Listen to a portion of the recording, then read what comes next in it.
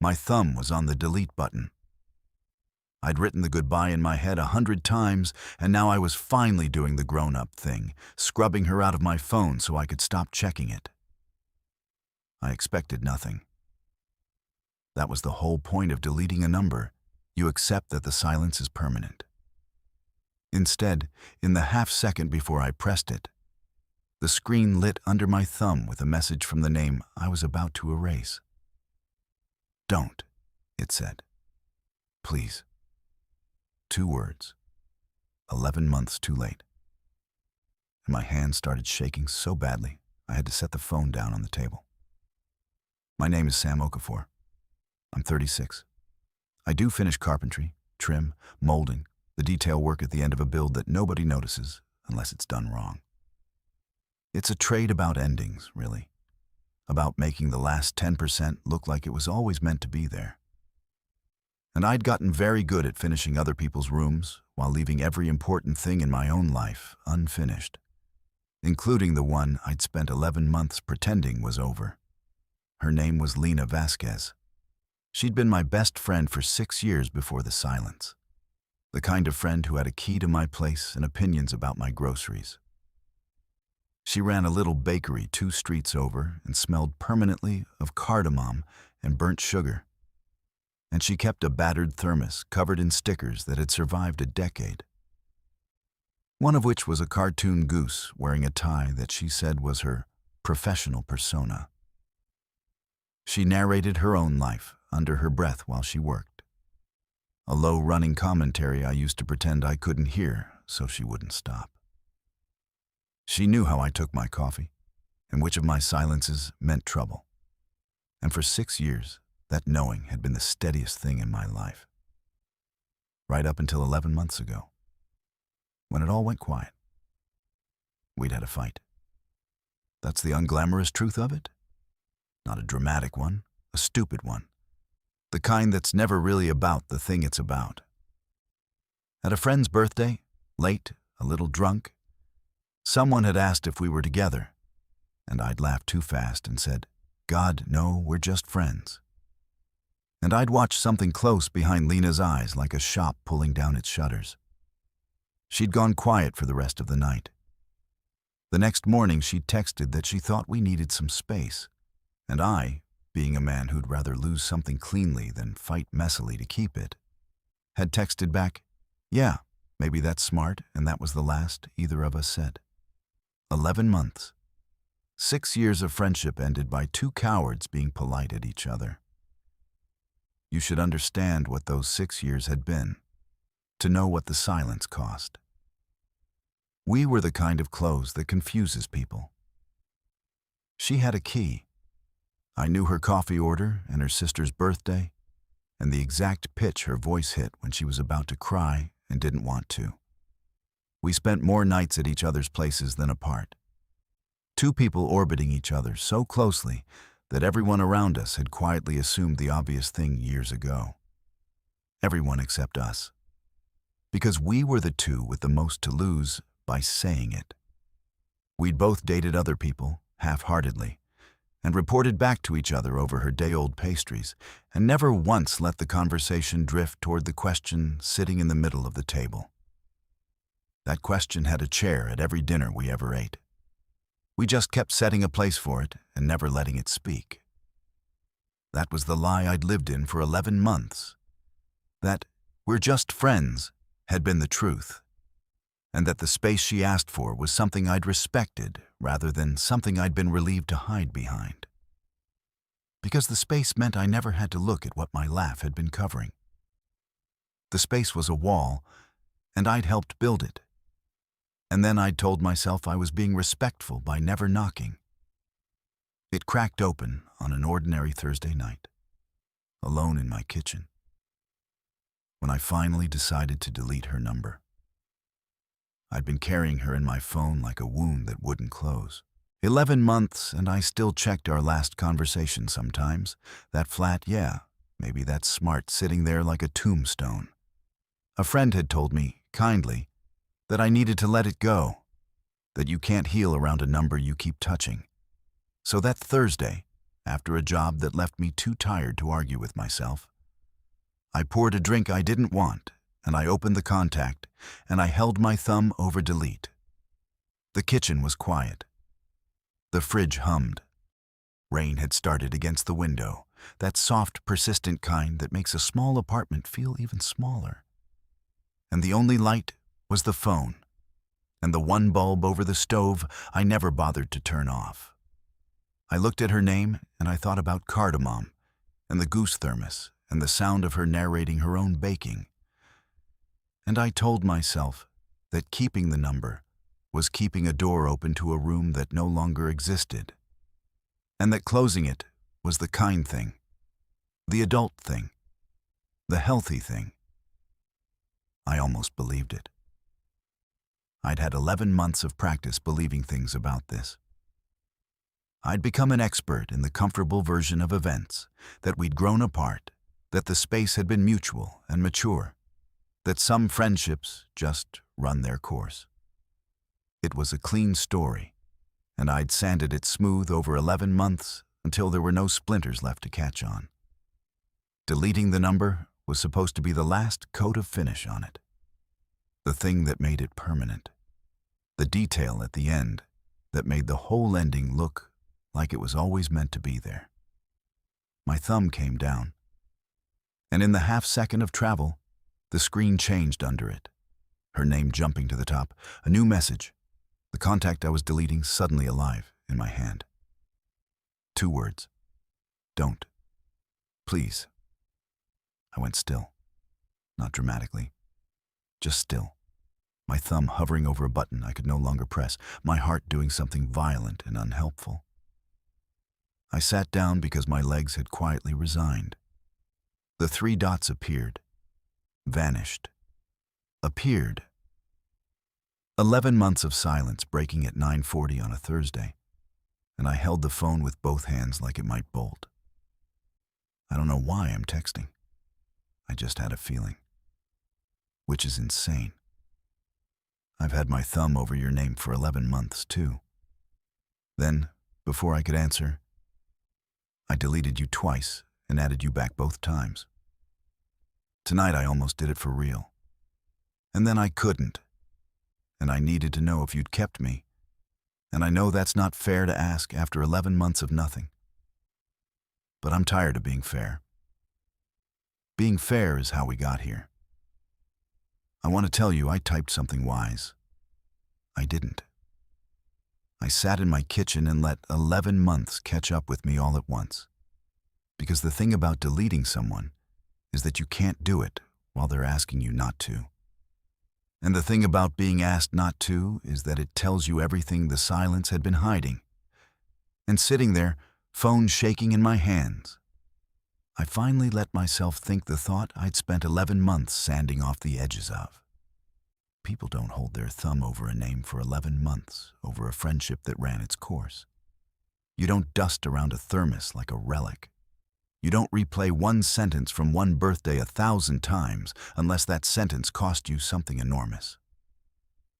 The clean story I'd built, grew apart, mutual, mature, was a lie I'd finished so beautifully I'd almost convinced myself it was load-bearing.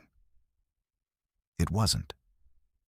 Underneath it was the thing I'd been refusing to look at since a room full of people heard me laugh and say we're just friends, that it had never been true, and that I'd known it wasn't true, and that I'd let 6 years end rather than say so.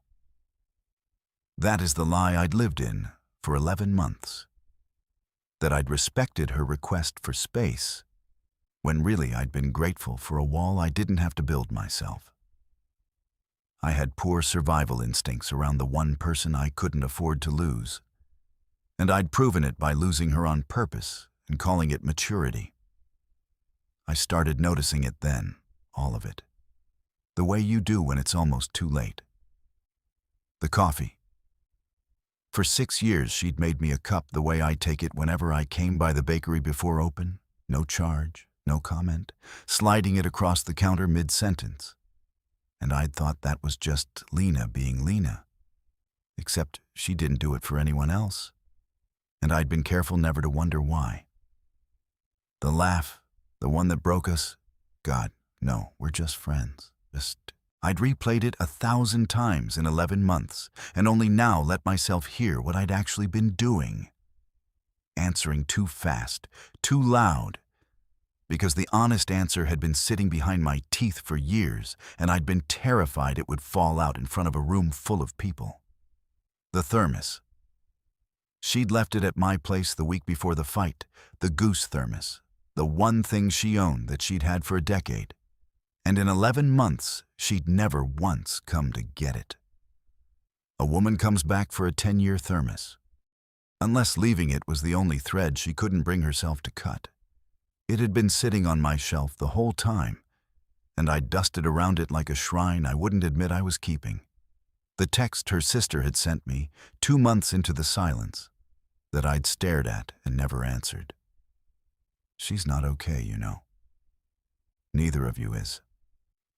One of you has to be braver than this. I'd typed 3 different replies and sent none of them, because answering would have meant admitting there was something to be brave about.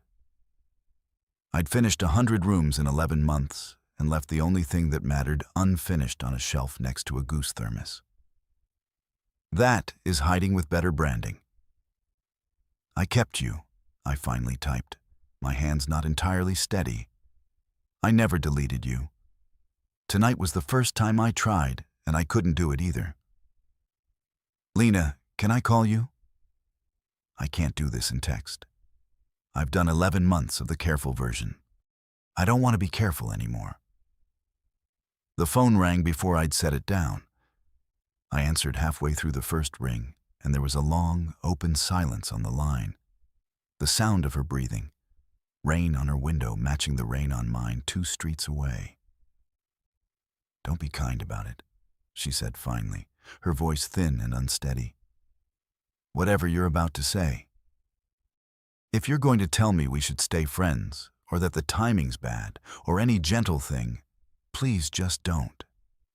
I left specifically so I wouldn't have to hear you be gentle. Gentle is worse than no. You can hang up, I said, and my voice cracked on it.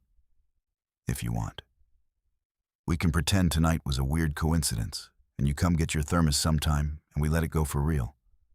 I'm putting the out right here, Lena. You can take it. Nothing has to change. A silence. Then, barely above the rain. I don't want the out. I've been taking the out for 11 months. I deleted you twice and asked for space and laughed it off, and every single out just made it worse. I don't want another one. I want the thing the outs were protecting me from. Just say it. Rip it. I can't sit in this hallway any longer. Why did you text tonight? I asked. After 11 months. Why exactly tonight? Because I'd just finished deleting you, she said. For real this time, I had the screen open, and I had this feeling. Like a hand on my arm. Like if I waited one more day, there'd be nothing left to save. I don't believe in things like that. I bake bread. I'm a practical person. But I put the phone down, and I picked it back up, and I sent 2 words before I could stop myself. And I've spent the last 4 minutes certain I'd ruined the one clean thing left between us. Her voice frayed. I asked you not to delete me. I didn't even know if you still had me. That's how scared I've been for 11 months. Too scared to find out, right up until I was more scared of the silence than the answer. Now please, say the thing. I mean it. So I stopped being careful, all at once. The way you set down a thing you've carried so long you've forgotten it was heavy. I said, we're just friends that night because I was a coward in a room full of people, I said. And I've thought about it every day for 11 months. It wasn't true. It was never true. I called you my best friend for 6 years because friend was a word I could survive. And the real word terrified me. Because the real word meant I could lose you. And being your friend felt like a way to keep you forever without ever risking anything. My throat closed and I pushed through it. You left your thermos at my place, and I've dusted around it for 11 months because moving it felt like admitting you were gone. And I couldn't. Every person I've ever dated, I compared them to you and pretended I wasn't. When something good happens, you're the first person I want to tell. Still, after 11 months of having no one to tell, I almost deleted your number tonight, and the only reason I didn't is that you asked me not to half a second before I could. And I have never in my life been so grateful to be a coward who hesitated. The line was quiet. And then I heard it. A sound that was half a laugh and half something breaking open. The sound of someone who'd braced for the worst and gotten the opposite. 11 months, she said, her voice wrecked. We blew up 6 years over one sentence at a birthday party, and then spent 11 months both holding our thumbs over each other's names like idiots.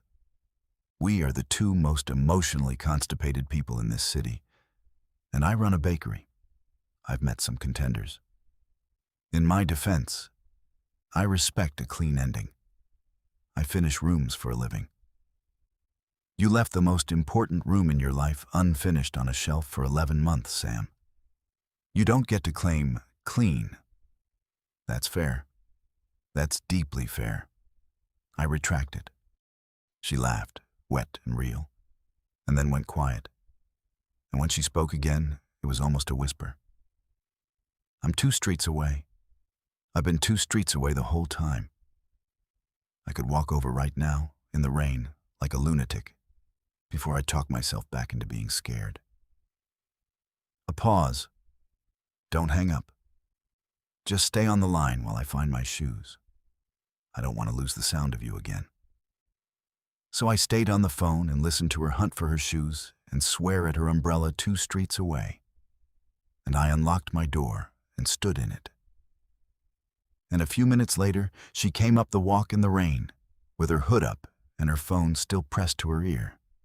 Both of us still talking into our phones, even though we could see each other now, neither willing to be the first to hang up. She stopped at the bottom of the step. We looked at each other, and then we both, finally, lowered the phones. Neither of us said anything clever. She just stepped forward, and I stepped forward, and we met in the doorway. 11 months and 1 stupid sentence too late. And the kiss tasted like rain and cardamom, and 11 months of silence finally ending. 3 months later, the goose thermos moved from the shelf to the kitchen, demoted from shrine to object, refilled every morning with the coffee she still made the way I take it. Except now she made it in my kitchen and narrated the process under her breath, while I pretended not to listen so she wouldn't stop. We kept the last text thread. Don't. Please. And neither of us deleted it. Because some part of both of us wanted the proof of the half-second the whole rest of our lives had balanced on. The early weeks were clumsy in the way only 6 years of friendship suddenly becoming something else can be. We kept reaching for the old reflexes, and finding the ground had shifted under them. She'd start to leave at the end of a night out of 6 years of habit, get her keys, and then remember the key already worked on this door for a different reason now, and stand there looking caught. I kept bracing to make something small so neither of us had to make it big, the exact move that had cost us 11 months, and then forcing myself to say the large, true version instead, which turned out to be the hardest thing I'd ever practiced, the only one worth the splinters.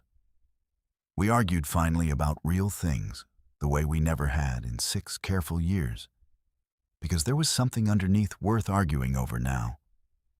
Nothing about us had changed, except everything had. A year after that, my phone slipped out of my pocket and shattered on a job site, and the guy at the repair shop asked if I wanted to transfer my contacts, and I said yes, but there was only one that mattered, and I made him verify 3 times it had come across. Lena thought this was hilarious. She also kept the receipt. Years later, when people ask how we got together, Lena tells it as a near deletion. He almost erased me from his phone, she says. And I, with no information and no plan, texted "don't, please" from 2 streets away at the exact second his thumb was coming down. Most dramatic timing in the history of cowardice. 6 years of friendship, 11 months of silence. 2 words. And then she adds the part that matters, quietly. Because the biggest things between us were always said quietly. That we'd both spent 11 months holding our thumbs over each other's names, each certain we were the only ones still hanging on. When the truth was, we'd been 2 streets apart the whole time, both refusing to walk. Nothing new arrived on my phone that Thursday night. It had simply, finally, stopped hiding. The only difference now is that I don't do the clean ending anymore. I leave the important things unfinished on purpose, because the most important one taught me that finished was just another word for gone, and I'd rather have the open thread, the unmade decision, the person who almost got deleted and didn't. I tell her so. She rolls her eyes and refills the thermos. She's never once moved to delete me again. I checked. I'm allowed to check. What would you have done if you were a half-second from erasing someone forever and they begged you not to without knowing your thumb was already moving? And have you ever let something good die in silence because saying the true thing felt more dangerous than losing everything? Tell me your story in the comments. If you like this one, leave a like, subscribe, and I'll see you in the next video.